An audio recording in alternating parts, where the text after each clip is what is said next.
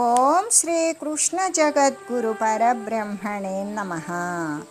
ఓం నమో శ్రీ వేదవ్యాసాయ నమః.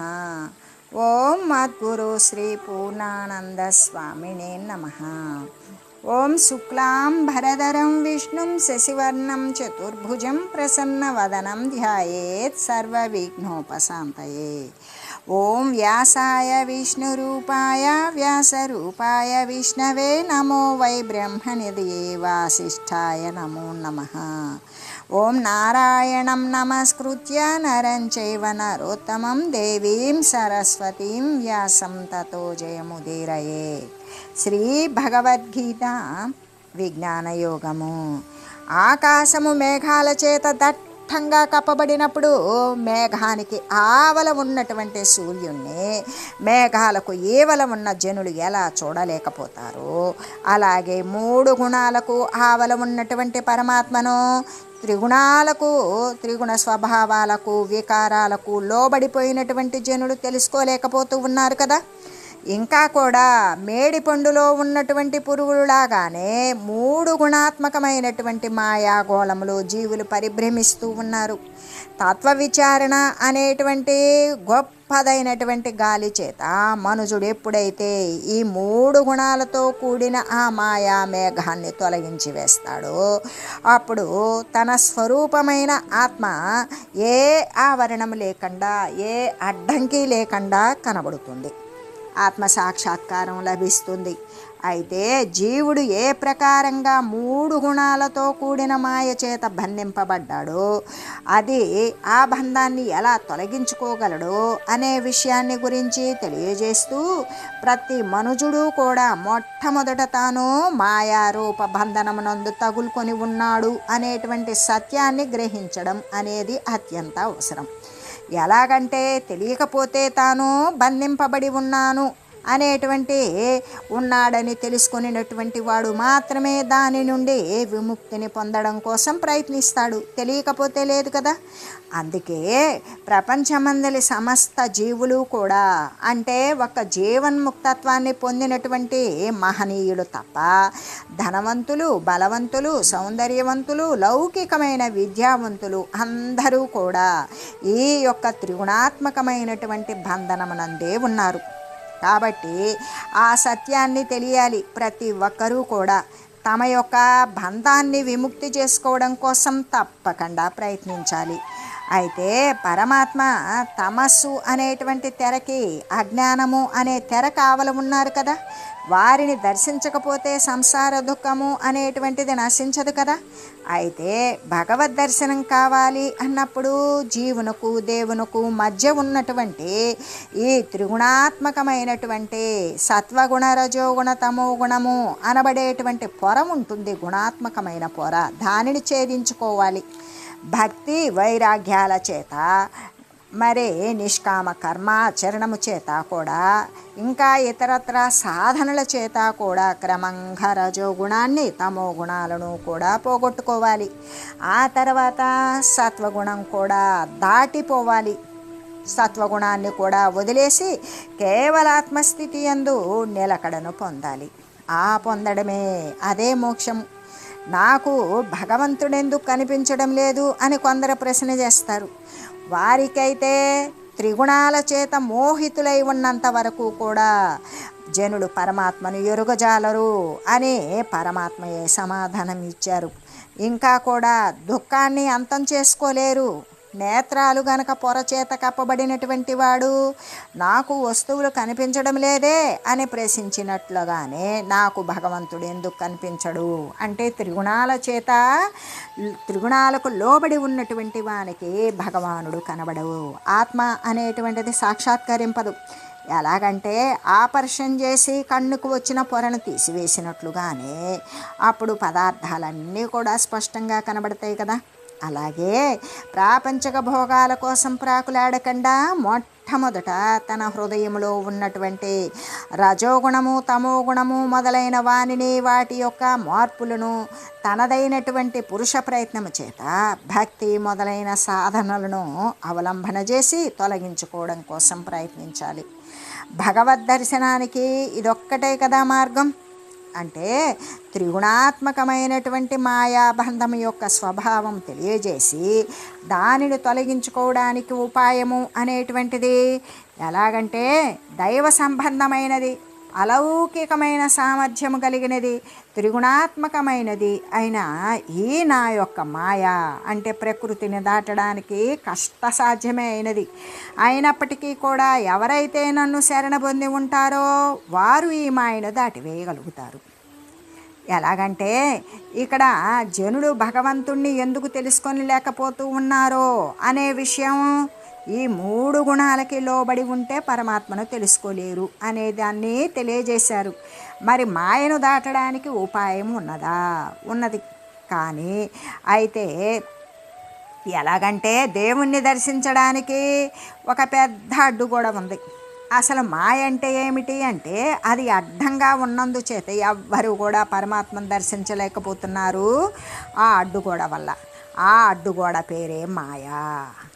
ఎలాగంటే ఇప్పుడు మాయను దాటితేనే కదా పరమాత్మ దర్శనం అనేటువంటిది జరుగుతుంది.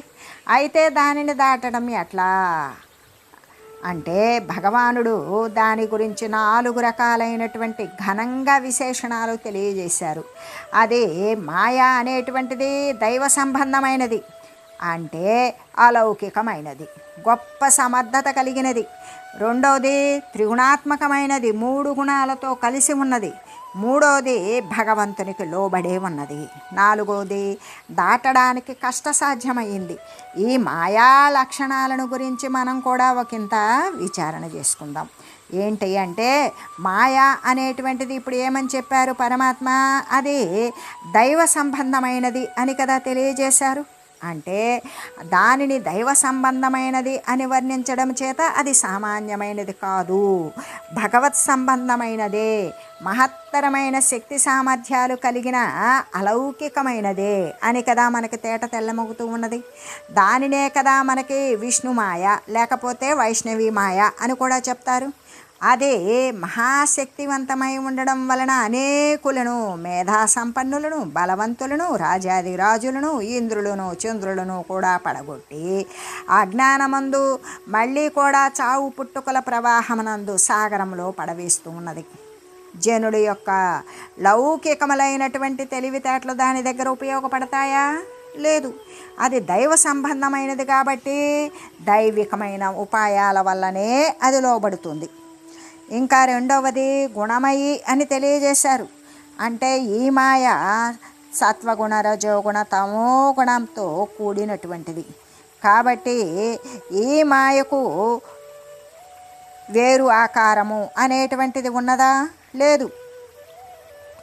ఎందుకు అంటే సత్వరజస్తమో గుణాలే దీని ఆకారం, అంటే ప్రకృతి. ఈ విధంగా ఈ 3 గుణాలే దాని ఆకారం కాబట్టి దీనిని ఏమన్నారు? గుణత్రయి లేకపోతే గుణమయ, గుణాలతో నిండిపోయినది అని చెప్పారు. ఈ 3 గుణాలలో కూడా ఒక్కొక్క గుణాన్ని తీసివేసినట్లయితే ఈ మాయ అనేటువంటిది మిగలదు కదా. ఈ గుణాల చేతనే మోహితులయ్యారు. అంటే ఈ గుణాల చేత భ్రమింపబడి జనులు తమను గురించి తాము ఎరుగలేకపోతూ ఉన్నారు అని కదా తెలియాలి. ఇంకా మూడవది మమ మాయ, అంటే నా యొక్క అని చెప్పడం వలన ఈ మాయ పరమాత్మకు, భగవంతునికి స్వాధీనమై ఉన్నది అని స్పష్టమవుతూ ఉన్నది. ఎలాగంటే ఇళ్లలో ఉన్నటువంటి పెంపుడు మృగాలు యజమానికి లోబడి ఉండునట్లుగానే ఇప్పుడు ఎలా ఉంటాయి అంటే యజమాని ఉన్నాడు, ఆ యజమాని ఒకవేళ ఆ పెంపుడు జంతువులు ఉన్నాయి, అయినప్పటికీ కూడా ఆ యజమాని అర్ధరాత్రి వచ్చినా అరవు. అదే క్రొత్త వారు వస్తే అదే ఒక కుక్క ఉన్నది ఇంటికి కాపలా కోసం పెట్టారు.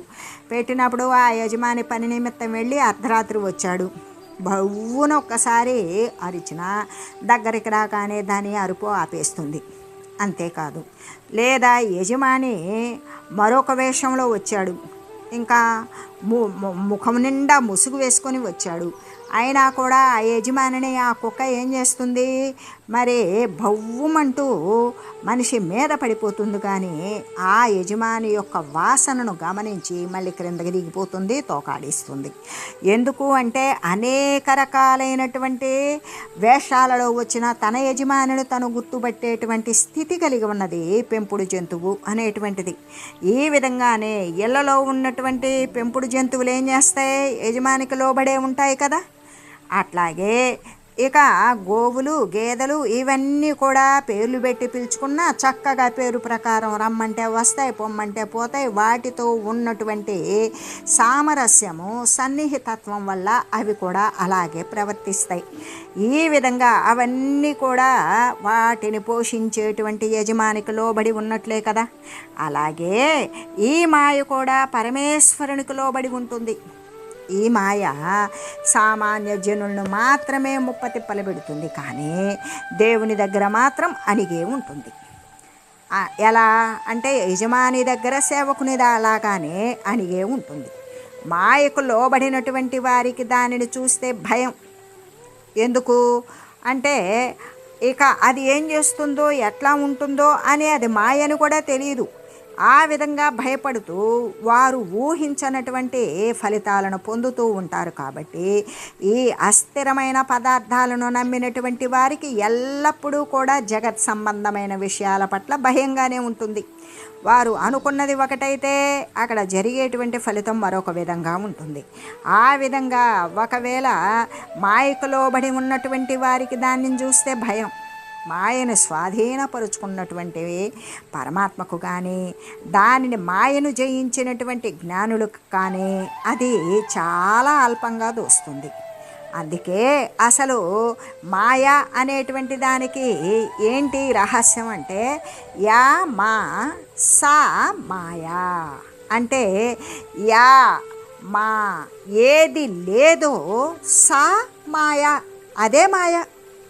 ఏది లేనిదో లేకపోయినా ఉన్నట్లుగా ఉర్రు తొలగిస్తుంది చూడు, అదే మాయ, లేనిదే అని చెబుతూ ఎలాగంటే అటువంటి ఏది లేదో అదే మాయ అయినప్పుడు లేని దాని గురించి తెలియకపోవడము, ఉన్నదని భ్రాంతి పడడం ఏదైతే ఉన్నదో మోహితులయ్యేటువంటి వారికి అది భయపెడుతుంది. అట్లా ఏది లేకుండా ఉందో ఆ ఏది లేదో అదే మాయ అన్నట్లుగా దాని యొక్క రహస్యం తెలిసిన వారికైతే మాయ అన్న దాంట్లోనే యా మా ఏది లేదో అన్నప్పుడు అది లేనిదే అవుతుంది కదా. అంటే మహాసముద్రము అనేటువంటిది భయంకరంగా తోచినప్పటికీ కూడా గరుత్మంతునికి గోష్పద జలంలాగానే తోస్తుంది. ఆవు అడుగంతా జలము నిండితే మనుషులు ఎంత సునాయాసంగా దాటివేస్తారో అట్లాగే గరుత్మంతునికి మహాసముద్రము అనేటువంటిది అంత ఆవు అడుగంత అంత సునాయాసంగా కనపడుతుంది. అవలేలగా దాటివేస్తుంది. ఒక దోమకు గోష్పద జలం కూడా మహాసాగరంగా దోస్తుంది కదా. ఇప్పుడు దోమ ఉన్నది, ఒక ఆవు అడుగంత ప్రదేశంలో నీళ్లు నిండి ఉన్నవి చిన్న గోతిలో, అయినా కూడా దోమ ఏం చేస్తుంది, దాన్నే మహాసముద్రంగా భావిస్తుంది. ఎందుకు, దాని శక్తి సామర్థ్యాలు దాని యొక్క దేహదారుఢ్యం ప్రకారమే కదా భావిస్తుంది. కాబట్టి ఆ ప్రకారంగానే మహాశక్తివంతమైనటువంటి ఈ మాయ లేనిదే అయినప్పటికీ కూడా మహాశక్తివంతమై ఉన్నది. ఏది భ్రమపడేటువంటి వారికి ఈ మాయ ఈ ప్రకృతి జనులకు అలుంఘనీయంగా అంటే దానిని ఉల్లంఘించడానికి స్వాధీనపడకుండా ఉన్నట్లుగా, అనుల్లంఘనీయంగా అంటే దానిని ఉల్లంఘించటానికి ఎదిరించడానికి ఎదిరించడానికి సాధ్యము కానట్లుగా కనబడుతూ ఉన్నప్పటికీ కూడా దానిని ఎలా అయినా సరే దానిని దాటివేయడానికి అతిక్రమించడానికి సాధ్యము కానట్లుగా కనబడుతుందే కానీ అది పరమాత్మకు స్వాధీనపడి అతనికి ఒక ఉపకరణం కానీ ఒక అవయవం కానీ ఒక సాధనంగానే వర్తిస్తూ ఉన్నది. కాబట్టి మమ మాయ, నా యొక్క మాయ, నాకు లోబడిన మాయ అని కదా పరమాత్మ తెలియజేశారు.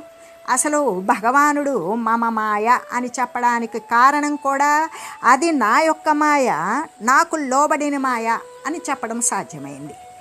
అందుకే నాలుగవది ఏంటది? దురత్యయ అంటే దాటడానికి కష్టసాధ్యమైంది. మాయను దాటడానికి కష్టసాధ్యమే, కష్టంతో కూడిన పని. కానీ అసాధ్యమా? సాధింపరానిది కాదు, సాధించవచ్చు, కానీ కష్టంతో కూడి సాధించాలి. ఎలాగంటే మనస్సును జయించలేకుండా ఉంటారు, ఇంద్రియాలకు దాసులై ఉంటారు, విషయాలను వాంఛిస్తూ ఉంటారు. అటువంటి మనుషులు మాత్రం మాయను ఎప్పటికీ దాటలేరు. అంటే మనసును జయించిన వారు, ఆత్మజ్ఞాన పరాయణులు, దైవమునందు తత్పరత కలిగిన వారు, భక్తి వైరాగ్యము మొదలైనటువంటి సాధనోపేతులు ఉన్నారు కదా, వారు మాత్రమే మాయను దాటివేస్తారు, దాటగలరు. ఈ విషయము మనకి 2వ పాదమునందు భగవానుడు చెప్పబోచూ ఉన్నారు. ఈ ప్రకారంగానే అంటే మాయ యొక్క భయంకరమైన స్వరూపాన్ని గురించి తెలుసుకున్నాం కదా. అంత మాత్రము చేత ఎవరైనా సరే భయపడవలసినటువంటి పని ఉన్నదా అంటే లేదు. సముద్రం విశాలమే అయినప్పటికీ కూడా దుస్తరమే, దానిని దాటడానికి కష్టమే అయినప్పటికీ కూడా దాని యందు ఈది ఆదరి తీరానికి చేరనవసరం లేదు. దాని మీద ఒక చిన్న ఓడను కనుక సంపాదించినట్లయితే సముద్రాన్ని దాటి అవలేలగా ఆవల తీరాన్ని చేరివేయవచ్చు. అట్లాగే భయంకరమైనటువంటి మాయా సముద్రాన్ని దాటడానికి భగవానుడే కదా మనకి 2వ పాదమందు చక్కని పడవను ప్రసాదించారు. ఆ పడవ పేరేమిటి? భక్తి. భగవంతుని యొక్క ఆశ్రయము, భగవంతుని యొక్క చరణాలను అంటి ఉండడము, తన ఆత్మను తానే చింతించడము అనేటువంటి విషయాలు. వీటి ద్వారా ఆ యొక్క మాయా సముద్రాన్ని దాటివేయవచ్చు. అందుకే నన్ను శరణు పొందే వారి యొక్క భయంకరమగు మాయను సులభంగా దాటివేయగలుగుతారు అని కదా పరమాత్మ దయతో మన పట్ల ఉన్నటువంటి కరుణతో బోధించి ఉన్నారు. విశ్వేశుని పాదాంబుజాలను దీర్ఘమైనటువంటి నౌక చేత, అంటే విశ్వేశుడు విశ్వానికంతటికీ కూడా ప్రభువు అయినటువంటి ఆయన యొక్క పాదములు, ఆ పాదాంబుజాలను, ఆ పాదము అనబడేటువంటి ఆ నీటిని దీర్ఘమైనటువంటి నౌక చేత, ఆ యొక్క అంబుజములను అంటే ఆ విశ్వేశ్వని యొక్క పాదాంబుజాలను పెద్ద నౌక చేత, ఆ పాదాంబుజములు అనబడేటువంటిదే నౌక, అదే దీర్ఘమైనటువంటి నౌక. ఆ నౌకను అపారమైన సంసార సముద్రాన్ని దాటివేయవచ్చు అని కదా మనకి శ్రీ శంకరాచార్యులు వారు తెలిపి ఉన్నారు. ఏమని అంటే, అపార సంసార సముద్ర మధ్యే సమ్మధ్యతో మే శరణం కిమస్తి గురో కృపాళో కృపయావదైత ద్విశ్వేశ పాదాంబుజ దీర్ఘ నౌక. శ్రీ శంకర భగవత్పాదులు ఏమని తెలియజేశారు అంటే, శిష్యుడు అడుగుతున్నాడంట, ఓ దయామయ, అపారముకు ఈ సంసార సముద్రమును మునిగిపోతూ ఉన్నటువంటి నాకు శరణ్యమేమిటి, నేను దేనిని ఆశ్రయించాలి తెలపండి అని ప్రార్థిస్తే వాళ్ళ గురుదేవుడు ఇలా అంటూ ఉన్నాడు. ఏమని? భగవానుని పాదపద్మాలు అనబడేటువంటి విశాలమైన నౌకను నువ్వు ఆశ్రయించు, తరించిపోతావు అని చెప్పారంట అని మనకి శ్రీ శంకరాచార్యులు వారు కూడా తెలిపి ఉన్నారు. అది లేకపోతే ఇక దానిని దాటడానికి అసాధ్యమే అవుతూ ఉన్నది కదా. కాబట్టి ఏ ఇతరమైనటువంటి ఉపాయము కూడా అక్కడ పనికిరాదు. భగవత్ చరణాగతియే ఏకైక మార్గము. భగవంతుణ్ణి శరణు చొచ్చటమే ఒక్కటే ఉన్నటువంటి మార్గం. మాయను జయించాలి అంటే, లేక మాయను దాటివేయాలి అంటే, దానిని స్వాధీనపరుచుకున్నటువంటి వారి యొక్క పాదాలను ఆశ్రయించాలి, దానిని వశం చేసుకోవాలి. అలా వశపరుచుకున్నటువంటి వాడు సాక్షాత్తు కూడా పరమాత్మ స్వరూపమే కదా అని చెబుతూ, అంటే ఎలాంటిది కావాలి? నిరుపమానమైనటువంటి ధైర్యం కావాలి. ఆ ధైర్యం ఉన్నటువంటి వారు మాత్రమే పరమాత్మను మరి శరణ పొందుతాడు అని చెబుతూ, ఎలాగంటే ఎటువంటి ధైర్యము, ఎటువంటి నిరుపమాన, ఉపమించడానికి సాధ్యము కానటువంటి ధైర్యం ఉండాలి. అది ఆత్మతత్వంతో మాత్రమే అది అబ్బుతుంది అని చెబుతూ మనకి దాని గురించిన ఒక ఉపమానం తెలియజేసుకుంటూ, పూర్వం అలెగ్జాండర్ చక్రవర్తి అనేటువంటి ఆయన ఉన్నారు. ఆయన సూర్యుడు అస్తమించినదే సామ్రాజ్యాన్ని నెలకొల్పాలి అనేటువంటి ఒక ఆశ పెట్టుకున్నాడు. దాని ప్రకారం మరి దేశాలు కూడా జయిస్తూ వస్తూ ఉన్నాడు.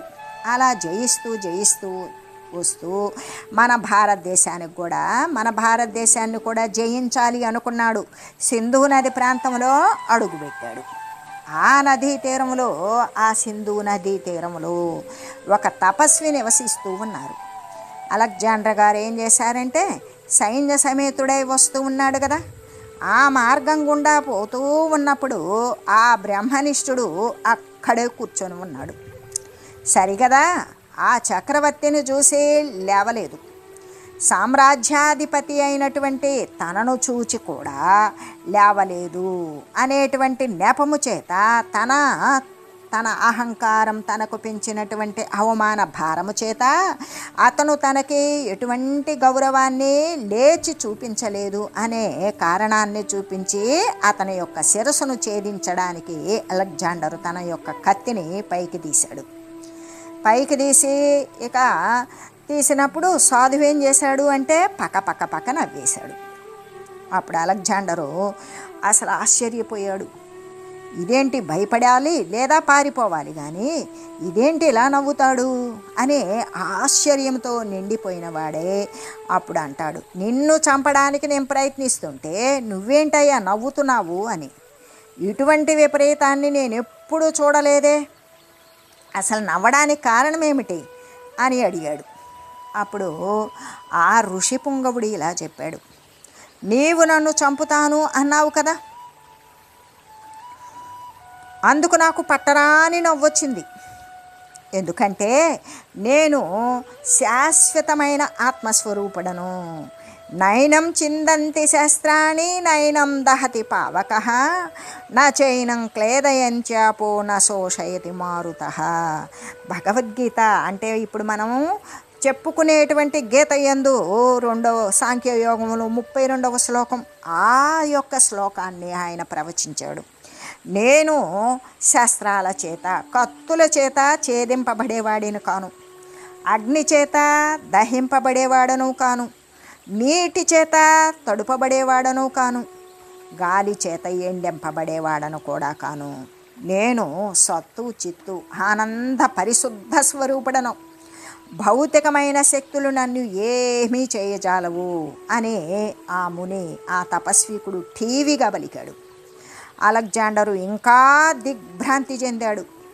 అంటే భారతదేశంలో మృత్యువును కూడా ధిక్కరించేటువంటి మహిమాతిశయము కలిగినటువంటి జనులున్నారే, ఆహా, ఇటువంటి ఆధ్యాత్మిక వైభవంతో కూడిన పరమ పావన ప్రదేశంపై దండెత్తడం అనేటువంటిది అపచారమే. నైతికమైన సంపత్తి కలిగినటువంటి ఈ చేతుల తూగేటువంటి మహర్షులకు ఆలవాలమైనటువంటి భారతదేశానికి ఇవే కదా నా జోహారులు అని మ్రొక్కాడు. వెనకకు మరలిపోయాడు. ఇంత ధైర్యం, ఇంత నిర్భయత్వం ఆత్మజ్ఞానము చేత తప్ప మరి దేని చేత కూడా కలుగనేరవు కదా. ఈ భయం భవతి అనేటువంటి శృతి ప్రకారమే ఆత్మ కంటే వేరుగా మరి ఒక వస్తువు సత్యమని నమ్మినట్లయితే వెంటనే భయము అనేటువంటిది ఉదయిస్తుంది. అజ్ఞానజనులు దృశ్యాన్ని సత్యమని నమ్మి భయమును, దుఃఖాన్ని కూడా పొందుతూ ఉన్నారు. జ్ఞాని దృశ్యాన్ని అస్వరంగాను, అసత్యంగాను, ఆత్మను శాశ్వతంగాను నమ్మి నిర్భయత్వాన్ని, భయము లేనటువంటి తనాన్ని, అనంతమైన ఆనందాన్ని పొందుచూ ఉన్నాడు జ్ఞాని అయినవాడు. కాబట్టి మనుజునకు బలవీర్యాలు తేజాలు, బలవీర్య తేజాలు, ఉత్సాహ గాంభీర్యాదులు ఇవన్నీ దేని వలన కలుగుతాయి అంటే ఆత్మజ్ఞానం వలన మాత్రమే కలుగుతాయి. ఆత్మజ్ఞానము వలన అఖండమైన ధైర్యము, ఆనందము కలుగుతాయి. కాబట్టి అటువంటి దానిని మానవుడు తన జీవితమునందు తప్పకుండా పొందవలసిందే కదా. అసలు మాయను జయించాలి అంటే లేదు, మాయను దాటివేయాలి అన్నప్పుడు దానిని స్వాధీనపరుచుకున్నటువంటి వారి పాదాలను ఆశ్రయించాలి. ఎవరైతే మాయను దాటివేశారో, ఎవరైతే మాయను జయించేశారో, ఎవరైతే మాయను స్వాధీనం చేసుకున్నారో వారి పాదాలను ఆశ్రయించాలి. దానిని వశం చేసుకున్నటువంటి వాడు సాక్షాత్తు పరమాత్మయే కదా. కాబట్టి పరమాత్మనే ఆశ్రయించాలి, శరణ పొందాలి. కొన్ని భవనాలయందు మనకి కావలా కుక్క ఉంటుంది, అది ఎవరిని కూడా లోపలికి రానీయదు. కానీ యజమానిని మంచి చేసుకున్నట్లయితే అది లొంగిపోతుంది.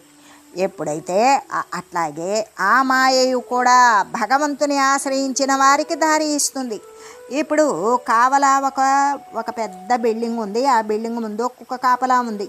ఆ యజమాని ఇంట్లో లేడు, కానీ ఆ యజమాని కోసం అప్పుడప్పుడు కూడా వచ్చిపోయేటువంటి మరి ఆ వచ్చిపోయేటువంటి వ్యక్తులు ఉన్నారు కదా, వారిని ఆ కుక్క ఏం చేయదు. ఎందుకు? ఆ కుక్క తన యజమానితో వారు నేస్తమనేటువంటి విషయం కుక్కకు తెలుసు. వచ్చిపోయేటువంటి వాసన దానికి బాగా అవగతమే. కాబట్టి ఆ వచ్చిపోయేటువంటి వారిని తన యజమానికి ఎవరైతే సఖ్యంగా స్నేహంగా ఉంటారో అటువంటి వారిని ఆ కుక్క ఏమీ చేయదు కదా. కాబట్టి వారిని లోపలికి రాణిస్తుంది. అంటే ఆ ఇంటి యజమానిని మంచి చేసుకున్నట్లయితే ఆ కుక్క వారిని కూడా వదిలివేసినట్లుగానే అట్లాగే ఆ మాయ కూడా భగవంతుని ఆశ్రయించిన వారికి దారిస్తుంది.